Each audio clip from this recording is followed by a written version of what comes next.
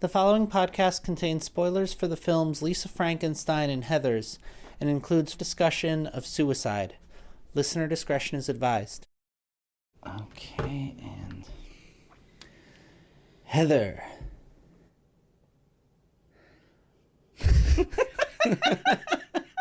I thought you were going to say Maddie, and then... Oh, you want me to do that? Okay, sorry. Okay, take two.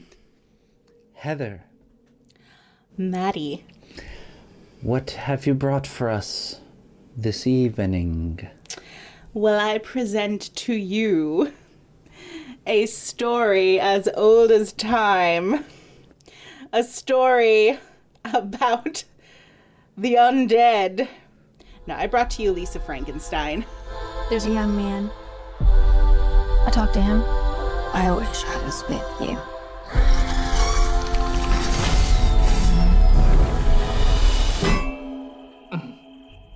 That's really weird, Lisa.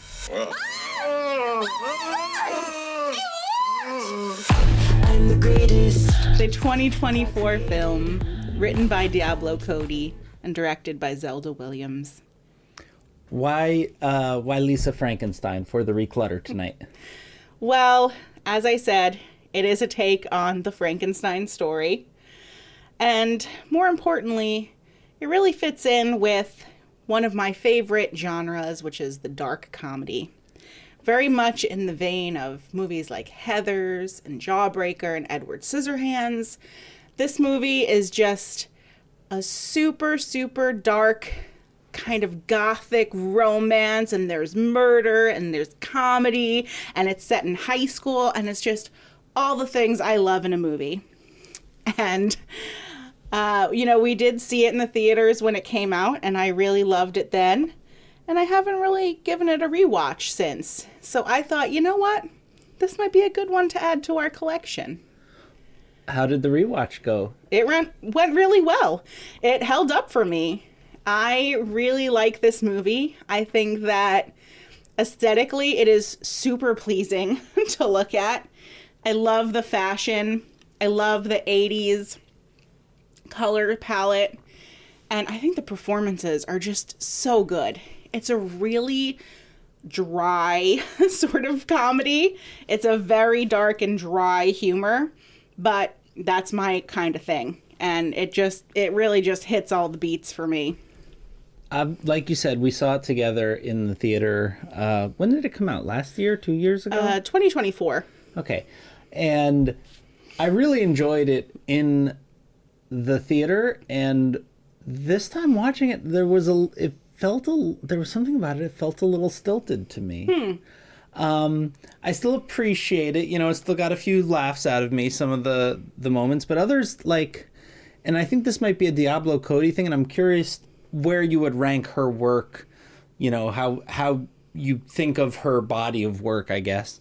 And, to me, there's sometimes in her dialogue where it seems almost like self-consciously silly or quirky. She didn't direct this one. But it's something that comes up a lot with writer-directors where it's like I hear in the dialogue the person writing the lines. Yeah. So what do you think of Diablo Cody on the whole? So I've only seen Juno, Jennifer's Body, and Lisa Frankenstein, actually. I think that's it. I think she has some other writing credits that I can't remember off the top of my head, but I was kind of looking them up when we were watching the movie. Okay. So, and I think she also has that movie Young Adult that came out, I think in 2017, I think it was. Well, those are the three that I've seen then. Yeah. So, and actually Jennifer's Body, I watched within the last year, I think, for the first time. So that wasn't one that I actually had watched, when it came out. You actually showed that to me, and I did enjoy that one. But I'm going to be honest, out of the three, this is my favorite one. This is my kind of humor, and I can see what you're saying about, you feeling like the lines are kind of overdone or overworked. Yeah. But I think that the performances just, I think it just works for me because the acting is so good in the movie. I just really love I think Catherine Newton, who plays Lisa, I think is just fantastic. She's giving me that, you know, Winona Ryder and Beetlejuice energy that I Very just much so, definitely. really like. And we have... Sweet Life with Zack and Cody. Yes, well, I know him as Jughead from Riverdale, but yes, Cole Sprouse, Sweet Life of Zack and Cody, playing Frankenstein, and I think he does a really good job. Actually, not my favorite part of the movie, though. Like, I actually think that two of the scene stealers are Carla Gugino as the stepmom. Absolutely. She is a big, she works with Mike Flanagan a lot, and she's kind of like a bit of a scream queen in her own right. But in this movie, she's just playing this really like type A, uptight. She's the mom. Nurse Ratched character. Yeah, she's just great in this movie. Because a little psycho whore put worms on my diet plate. I should have gone to the doctor, but I had to go take care of others. Like I've been doing for 20 years. Because I am a nurse and an angel. I even opened my glorious home to an ungrateful little bitch. And the actress who plays her daughter, Taffy, is fantastic. I think she's just such a great character. I just really love the supporting cast in this movie. I think they do a really great job with the material. But I think for me, out of the 3 movies I've seen, honestly, I think this is my favorite one. And then Jennifer's Body would rank second. And Juno, I'm not really such a big fan of. Juno, I really liked back in the day. That's one that I would be curious to revisit to see how it holds up and if it holds up at all. Yeah. I feel like it was very divisive, where a lot of people really loved it at the time and other people really, had that same sort of complaint, but even more so because it certainly was a very, front and center in that film. I don't really have, that much to say about it, to be honest. I did really appreciate kind of the way that it worked in a lot of silent cinema. You know, she has the dream with Trip to the Moon, and it's the poster on her wall. It's a really cool scene, and it's just beautifully shot, and it's very imaginative. I just love the color palette there and the aesthetics of it. I think it really is going for German expressionism, even though A Trip to the Moon is really a very different part of cinema, but I think that it's kind of conflating those two and also bringing in that 80s music. Mm-hmm. And it does have a lot of needle drops. And I feel like that's a thing that comes out in a lot of Diablo Cody movies. Mm-hmm. And I guess we really should talk a little bit more about the story as well, which is obviously there's you've got this character Lisa. She's very much like an outsider, and the early scene with her and her sister, they're really struggling to even communicate at all because they just have such different assumptions about the world. Right. And you brought up Winona Ryder, and I kept thinking of Daria and sort of these types of outcast characters. And I guess how do you think Lisa is different? What makes her distinct among these characters, and what makes her the same, I guess? Well, we don't really get to know. We know that Lisa is the way she is now, at least because her mother was murdered by an axe murderer and she witnessed this murder. We don't actually really know how Lisa was before that. So we don't know if she kind of turned, gothy after that happened to her and kind of turned inside herself, or if she was always that way. We're not really sure exactly what happened, but in the way that she fits in with all these other characters, it's that feeling of just being kind of just not fitting in, just being on the outside, feeling like nobody really gets you, and then kind of also just, you're not really drawn to, which I love about this movie is because they really juxtapose Lisa's personality with the bright 80s colors, and and she's dressing all in black, and it's just she seems so out of place in this world that's otherwise very colorful and poppy and fun. And, high school is a time where, you're trying to fit in, and her sister is so super popular and a cheerleader.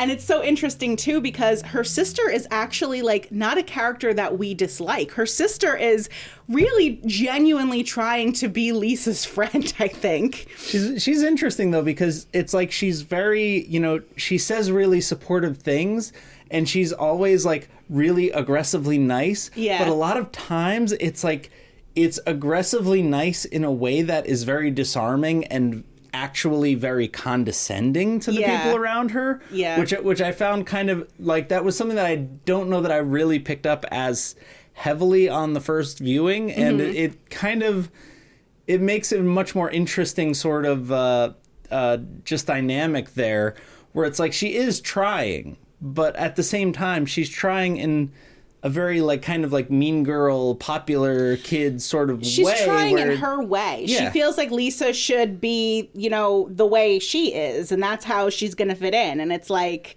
you're talking to her about, like, well, what kind of boys do you like? And, Lisa's telling her, and it's like, well, does he have, like, a basketball body or a football body? Like, everything that's fits all into... That's all she can imagine. Yeah, and, it's kind of interesting how that plays out.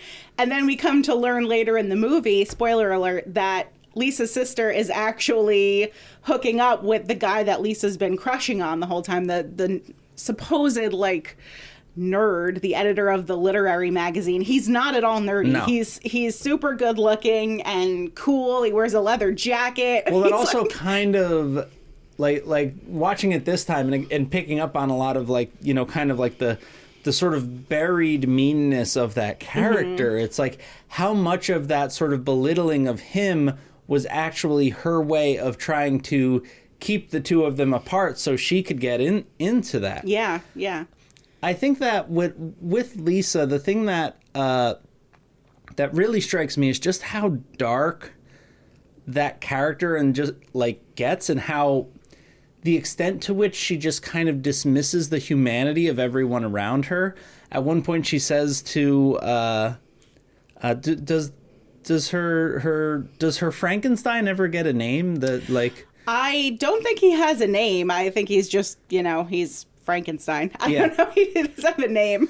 So her Frankenstein's monster, at one point she says to him, like this is the radio station for people like us, people with feelings. Yeah. And I wonder to what extent Diablo Cody I forget, Zelda Williams, I believe. Yeah. Kuvira from Avatar, Legend of Korra.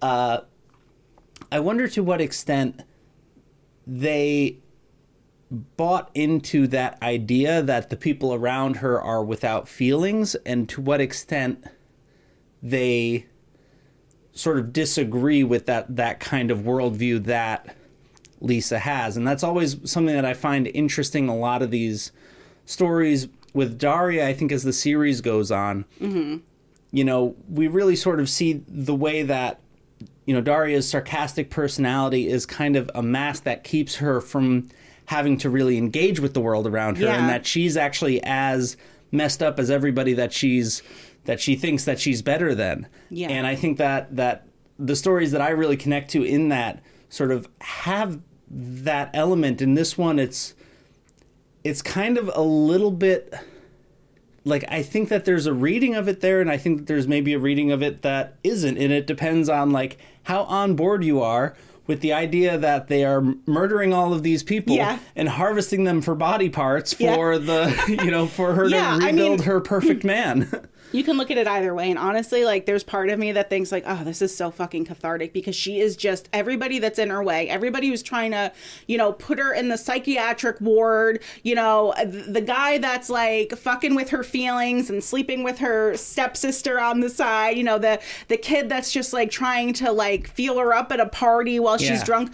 You just feel that, like, rage building in her. And there is something super satisfying when, Frankenstein or, the monster just goes and just fucking takes care of it for her.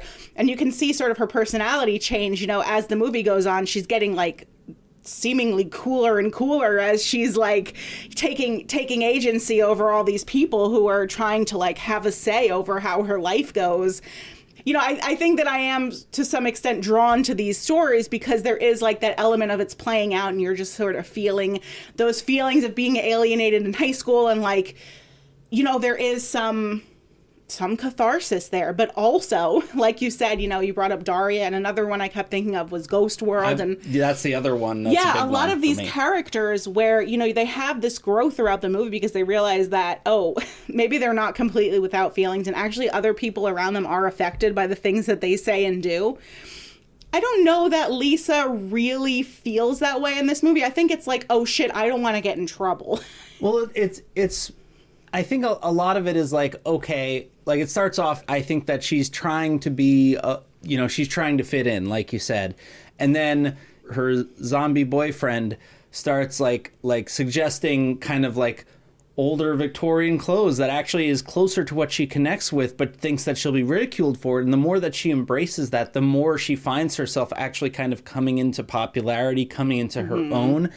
And you know, the more she embraces the murder and the fact that, you know, she's a zombie fucker, basically, is, you know, the happier she is. Yeah. It's kind of interesting, too, because in the end of the movie where, you know, what do you sort of make of that? Because we're meant to think that she kills herself, right? Yeah. So they did name drop Sylvia Plath earlier in the film. And, you know, there is kind of, and you, this was also a thing with Lydia and Beetlejuice, where, you know, there's this kind of like romanticized idea of suicide, of dying young, and, you know, like, or, you know, kind of like a Bonnie and Clyde vision of like going out in a blaze of glory. And, you know, I think it, you know, to me, it works here, but also it's like, I do kind of like roll my eyes at some of that a lot of the times. And I do kind of wonder to what extent, you know, like, it's interesting at the end, he's the one who can talk and she can't. Yeah. You know, and it's like she is wrapped in bandages. We don't know how much she is now sort of dependent on him the way that he was dependent on her. And they're both totally cut off from everything else. And, you know, I think that the film presents it as like very romantic. It's like, oh, they've found each other. They've gotten away from this toxic society that they've escaped. And they're both dead too. And, like it definitely leaves it open. And I tend to like open endings, because, you know, they sort of let you kind of ponder, what do you think it means? So I guess there's hints at something not working in that relationship. Sure. You know, she's certainly, as it goes on, you know, she starts to get like a little bit kind of like manipulative of him at a certain point, where she's like, you're a loose cannon and this is all your fault, and okay, I had the one idea of killing the one kid, but that was not I wouldn't have done that if you didn't make me feel so good by killing that other woman, you know, like just offsetting the blame of everything that they're doing together. Yeah, I mean, I sort of see Lisa as a really flawed character in that, you know, she is young and this is kind of like her revenge fantasy playing out. And in the end, I don't know that she really gets, you know, what I don't think she knows what she wants out of her life, and I don't know that she gets it, but I guess for the time being she feels like she's found a place she can be accepted, or found a person that accepts her. But within that relationship, you're right, like she totally manipulates him emotionally, I think, too. Like, you know, he becomes like her confidant, but the whole time she's telling him about how she's into this other guy, and like asking, you know, the monster these super personal questions, and sort of like emotionally, you know, manipulating him and kind of getting him to do her bidding in a lot of ways so that she doesn't feel so bad about it. It's interesting, and I don't know, like you said, it's very open-ended. I think you could sort of read it either way. And I think the movie works both ways. Like, it is a really satisfying revenge story to me, and it's also really sad because Lisa doesn't, you know, in the end, she's just, there is no place for her, really. I don't know. It's kind of a sad story. I think that, like, there could have been a place for her. it wouldn't have been the place that everyone around her assumes would have been the place for her. Mm-hmm. Again, I think of like being a young person watching something like this and how much you might take seriously that interpretation and that idea that the way to escape unhappiness mm-hmm. is through isolating yourself, is through ultimately suicide. Mm-hmm. And, you know, like I'm like, I don't want to say that like, oh, well, we shouldn't.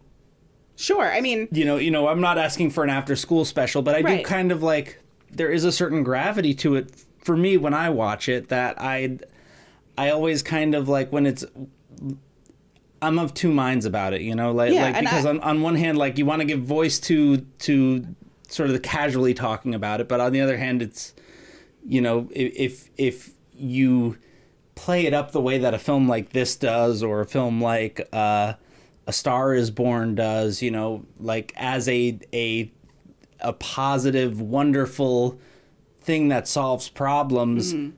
without complication, I like that kind of hits me weird. Mm. This movie to me has a lot of parallels thematically with Heathers, which is another movie that I love. But I think Heathers has the same thing because you watch it and you're just like, you know, the end of the movie is just so jarring because he blows up the school, including himself, you know, the Christian Slater character. And also there is that toxic relationship, too, between, you know, Winona Ryder and Christian Slater in that movie. I think that there's also, in Heathers, there's a lot of more frank discussion of suicide and satire of kind of I was going to say the absurdity in that movie is really cranked up. Like, you know, it is so out there and absurd. I think Heathers is more deliberately engaging with those questions mm-hmm. than Lisa Frankenstein is, whereas I think Lisa Frankenstein is just kind of caught up in the romance of it. Mm-hmm. But ultimately, I actually do really enjoy this movie. I really enjoy the humor, and, you know, I find it enjoyable to watch. It's one of those movies I feel like I could just kind of throw on in the background, you know, and just, like, enjoy.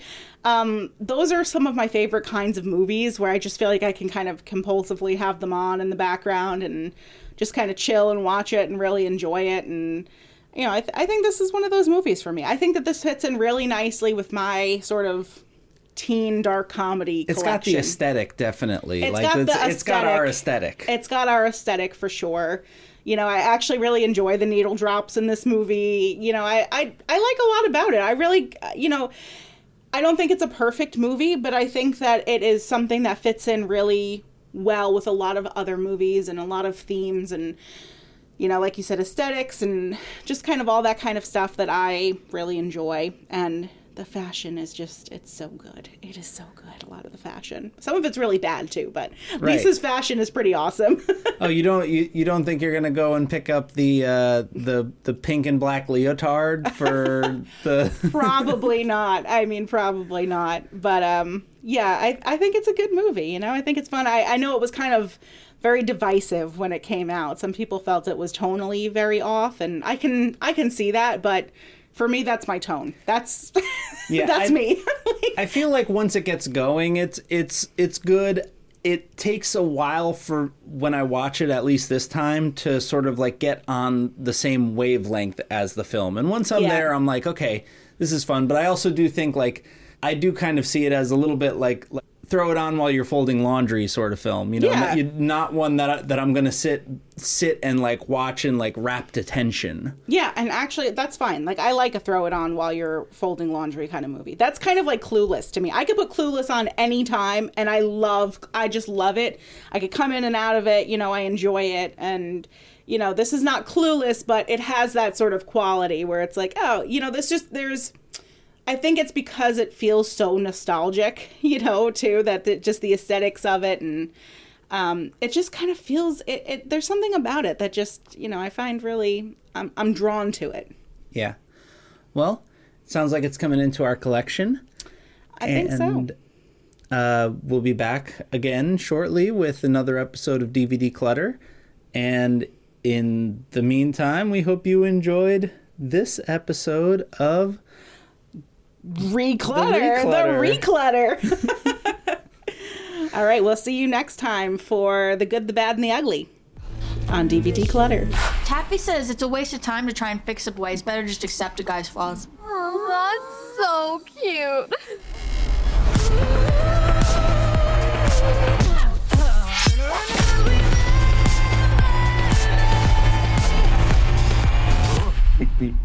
I can't do that. Not until we bury the body.